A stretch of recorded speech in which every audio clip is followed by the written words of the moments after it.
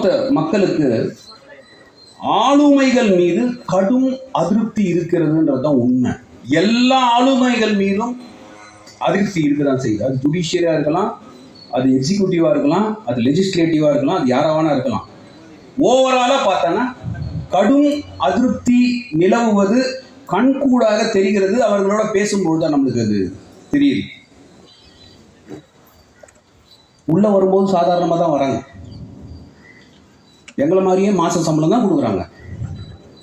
ஆனால் திடீர்னு பார்த்தா பல கல்வி நிறுவனங்களுடைய இன்சார்ஜாக இருக்காங்க.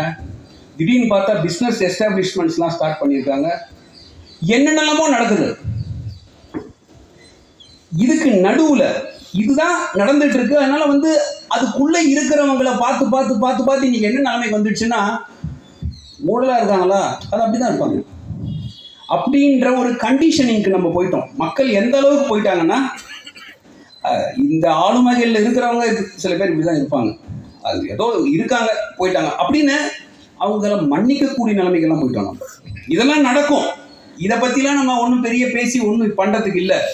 அப்படின்ற ஒரு சூழல் தான் ஆளுமைகள் மீது ஒரு சாதாரண மனிதனுக்கான அதிருப்திக்கான காரணம். அதுக்கு நடுவில் 80 வருடங்களுக்கு மேலாக எப்படி பொது வாழ்க்கைக்குள் நுழைந்தாரோ அதே நிலையில 100 வயசு வரைக்கும் இன்னைக்கு இருக்காரு. இது ரொம்ப முக்கியமான ஒரு பாடம், முக்கியமான பாடம். பொது வாழ்க்கைக்கு நாம வர்றது நம்மளுடைய சூழலையும் நம்மளுடைய ஃபைனான்சியல் சிச்சுவேஷனையும் மேம்படுத்திக்கிறதுக்காக வரல. நம்ம அதுக்கு வேற இடம் இருக்கு. போய் தனியா பிசினஸ் பண்ணுங்க, போய் தனியா அந்த வேலையெல்லாம் பாருங்க. உங்களை யாரும் தடுக்கவே இல்லை. பணம் சம்பாதிக்கிறது தப்புன்னு யாரும் சொல்லவே இல்லை. இந்த தளத்துக்கு பண்ணாதீங்கன்றதுதான் முக்கியம். அதற்கான தளம் இது இல்லை. இதுக்குள்ள நீங்க காலை வச்சுட்டீங்கன்னு சொன்னா you are a public servant, மக்களுக்கான வேலைக்காரன்.